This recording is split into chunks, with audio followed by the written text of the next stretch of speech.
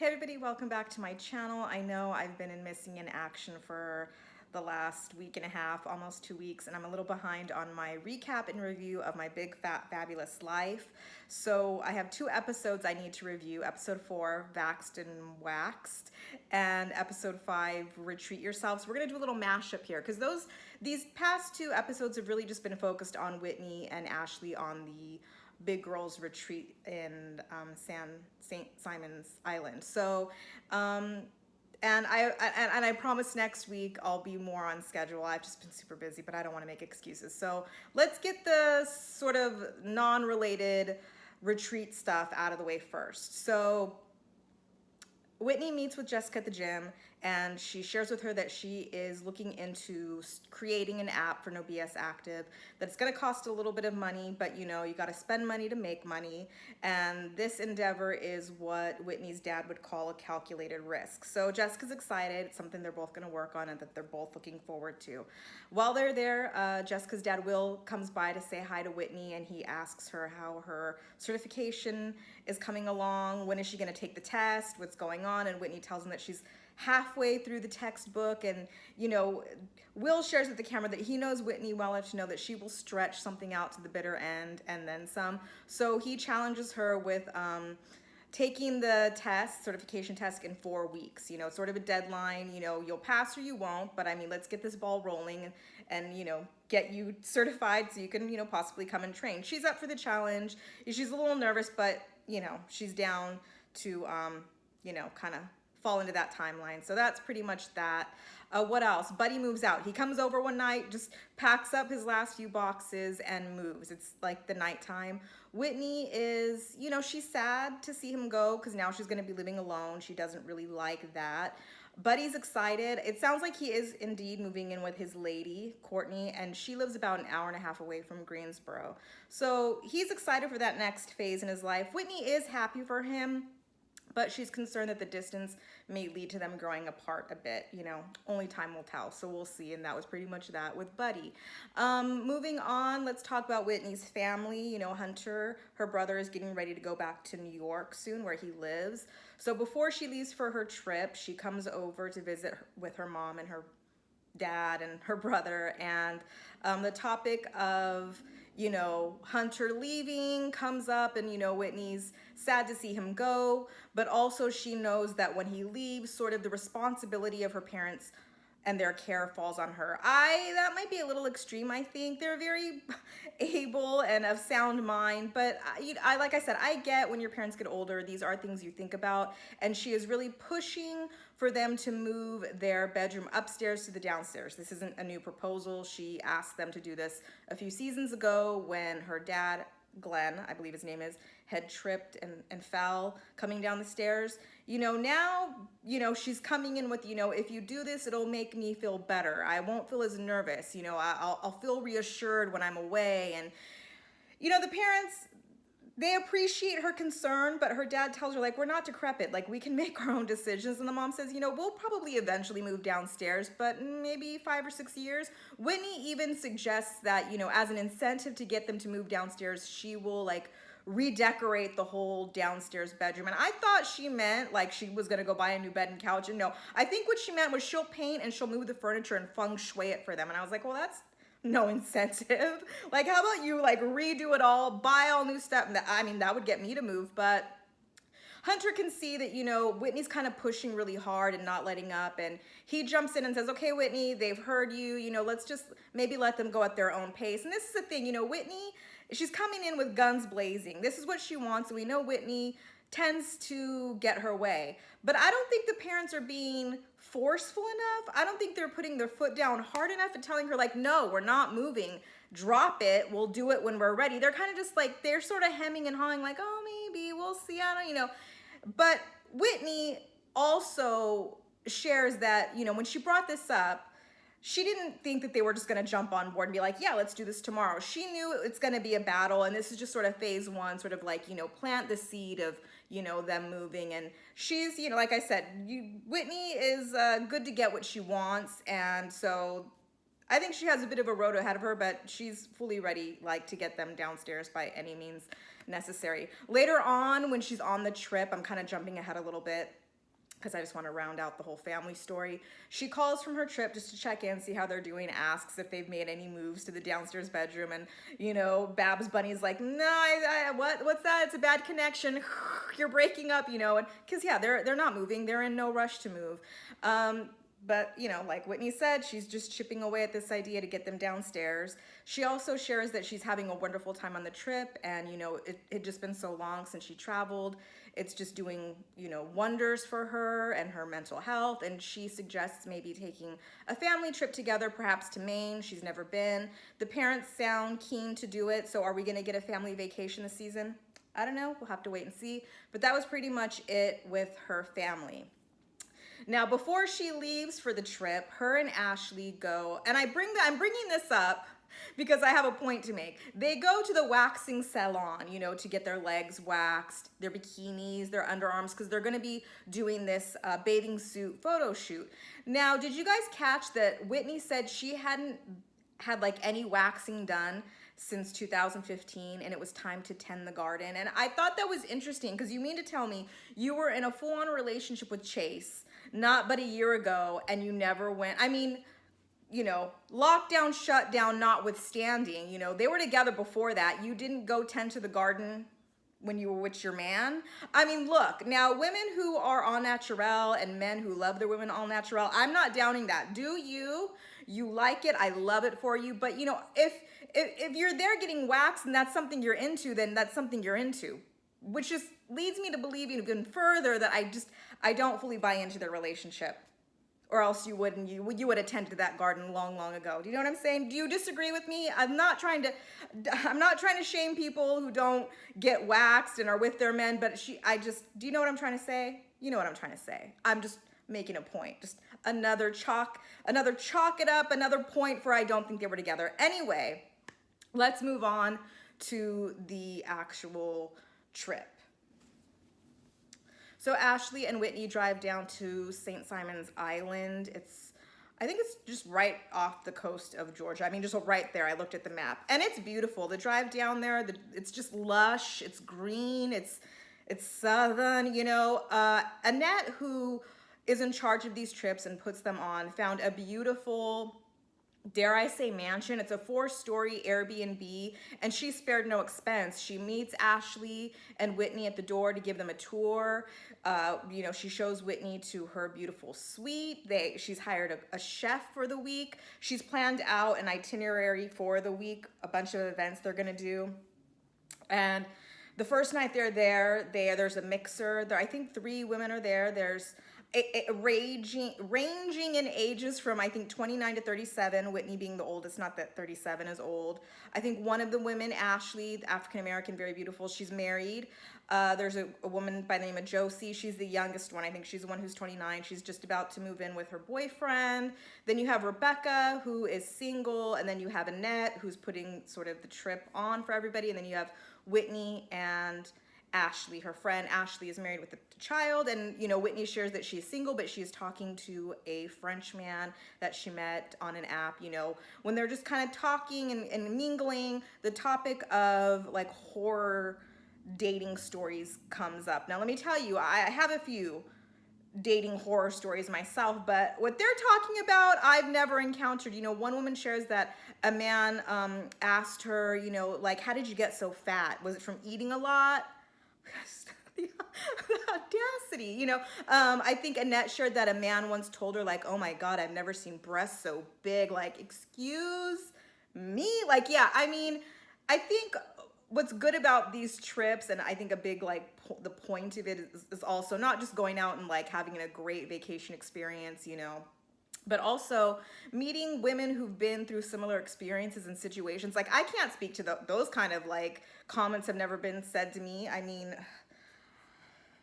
so, because when the girls are talking, it's sort of this shorthand, like, oh yeah, girl, I know. Oh, let me tell you about, it's like things they've all heard and they've all encountered. So there's a sisterhood that's building, because sometimes you can feel, I think, like alone, like, is it just me or these things only happening to me? But no, they go on another bike ride excursion on like these 3-wheeler bikes.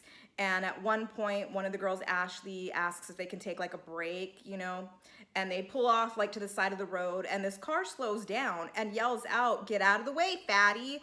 well, my feelings were hurt. Again, I've never had, uh, nobody's ever, I mean, I'm not surprised that there are mean people in the world, but I mean, so nasty, so rude, so unnecessary. I mean, I'm not trying to be a Pollyanna, like rainbows and lollipops, but I mean, damn, can we be nice to each other, kind? Like, who raised you? Like, just ugly. You're ugly and mean inside if you do that. But again, the women, this is like, they really kind of don't bad night. It's like, yeah, that happens. It happens all the time. And it's, like I said, I'm not surprised that these things happen, but I guess in a way, like, wow, like a full-on adult screams that out the window. Like, why?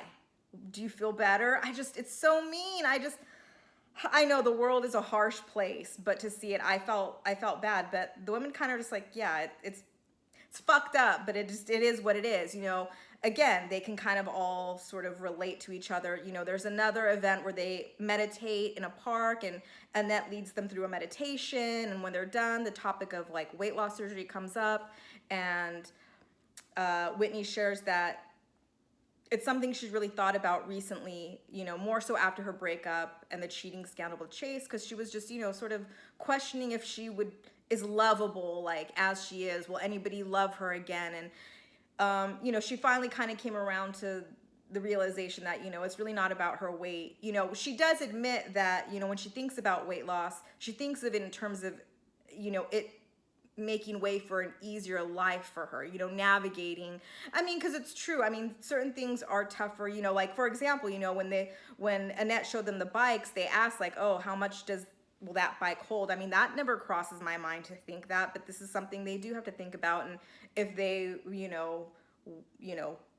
weighed less, maybe they wouldn't, all these things that I'm trying to say. But what Whitney really reiterated is that she doesn't have a problem with her size or her body. It's everybody else's issue with her, which is true. And so if you really do love yourself and you're happy with yourself, then, who cares what other people think, which is really, the bottom line. And I agree. Ashley was surprised to hear that Whitney was thinking about weight loss surgery, because it's just so off brand for her. And because Ashley saw it as really the reason why Whitney wanted it mostly was, to get a guy, to get a boyfriend. And you don't need a boyfriend. Like, you're fine on your own. Like, yeah, I have a husband, but I mean, if I didn't, you don't need a man. And I just kind of rolled my eyes like, well, yeah, Ashley, it's real easy for you to say that because you do have a man. And don't get me wrong. Like, yeah, Whitney's fine on her own. I'm fine on my own. But it would be nice to have somebody there that you could look at and say, hey, what do you want for dinner tonight? Or, hey, can you hang my TV on my wall for me? I mentioned that because I'm in the process of trying to hang my TV on my wall, and I'm on day 2. And it's not that I can't do it on my own. It's that it would be nice if I had a boyfriend that could just come over and do it for me. Does that make me like a horrible person? I don't know. I'm just saying it would be nice.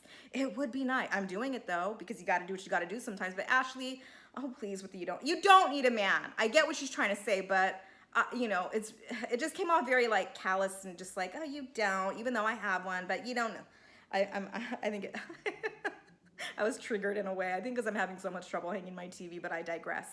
Anyway, while all of these events are going on, we got the Frenchman on Whitney's mind, because I think it was like the first morning of the trip, all the women got together to have breakfast, and Whitney excused herself so she could go call the Frenchman. And she just wanted to give him one quick call on this trip because she doesn't want to be that girl that's constantly on her phone. That's good. So she goes outside to check in. Now, he's aware that she's going to be on this trip. She'd already mentioned it to him.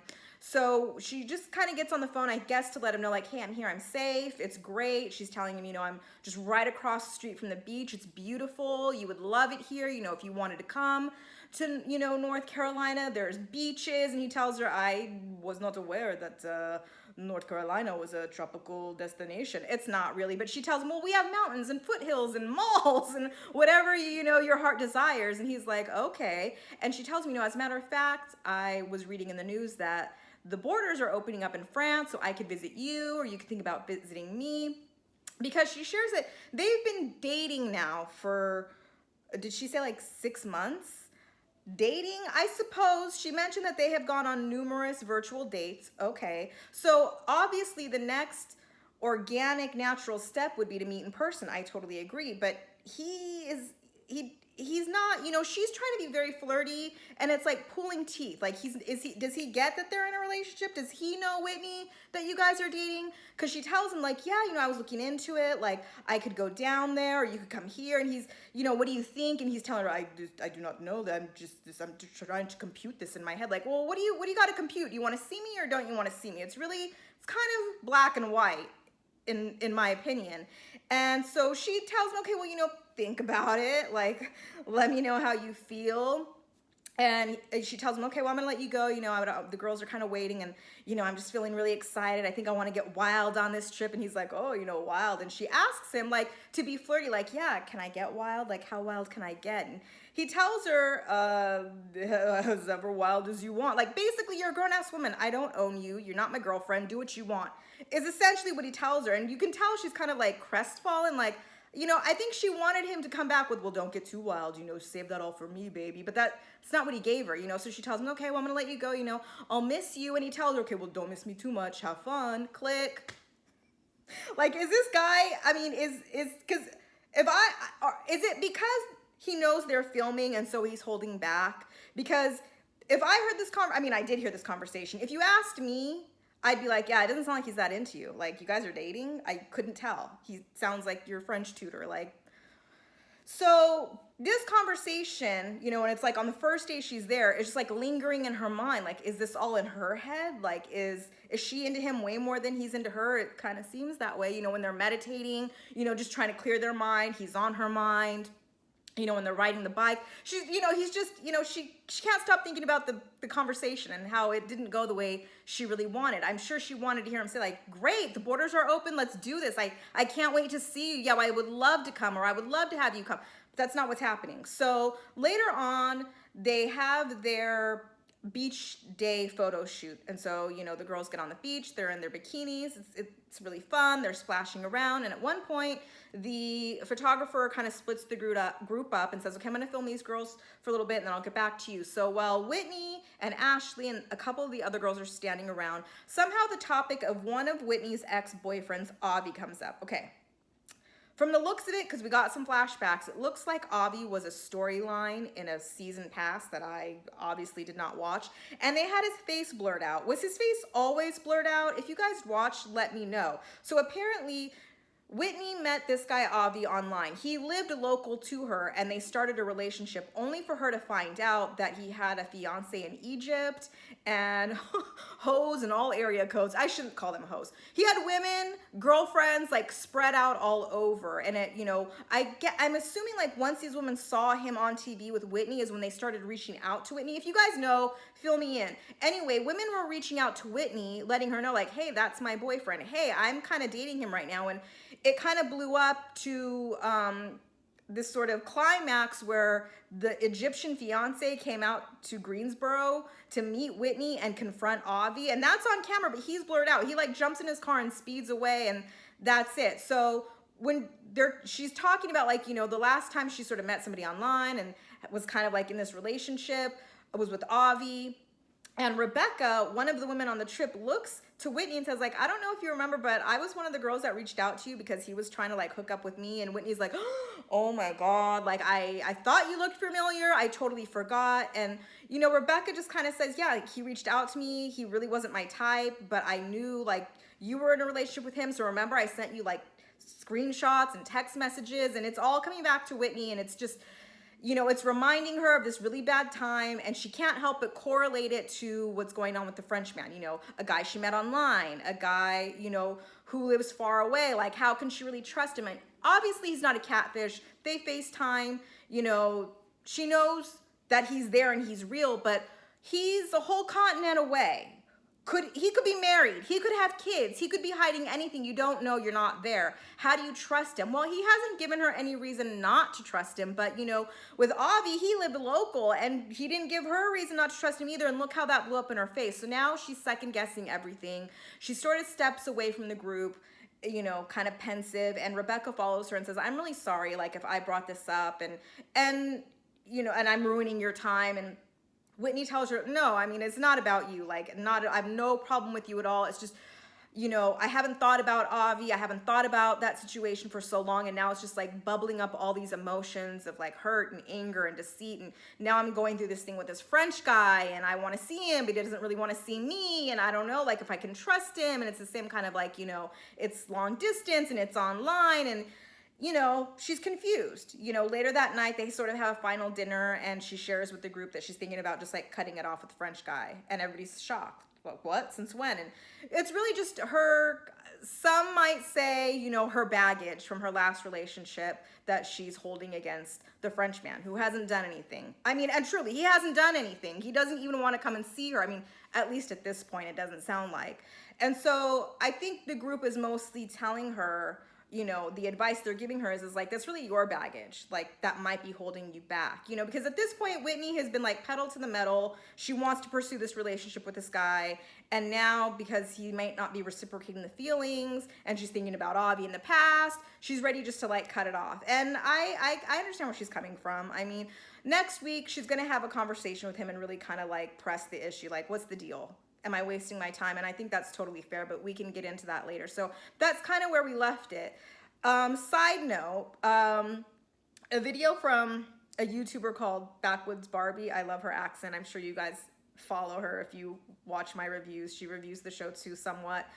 She had this video about some internet sleuths, detectives found the Frenchman and who he is. They somehow, I don't even know how, because his name like flashed on an episode or something. I don't even know, because Whitney follows some Muslim accounts on her IG. I don't even know, but they found the Frenchman. Apparently he's like a rapper, like a hip hop rapper. And he had these YouTube videos up of him rapping.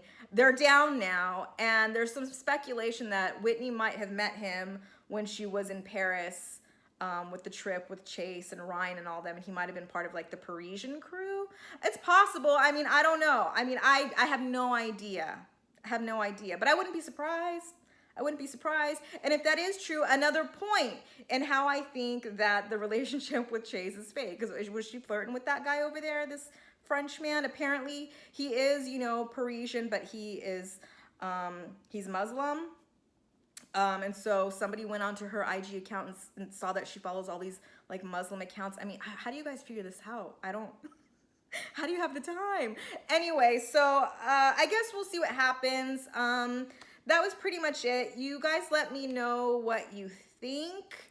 I mean, she meets him, so I mean, that's gonna happen. But I mean, I don't think it's unreasonable for her to kind of, you know, if you are truly dating for 6 months, to ask the other person, what's your intention? I think that's totally fair. You know, we are getting older. We don't want to waste our time or our pretty years. You know, is this just, you know, an international text buddy situation? Well then, you know, I'm ready to end it here and really like I say, fill that space with the real person. So anyway, again, I apologize for the late uploads.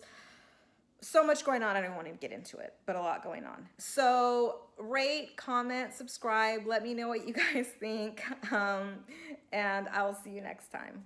Bye.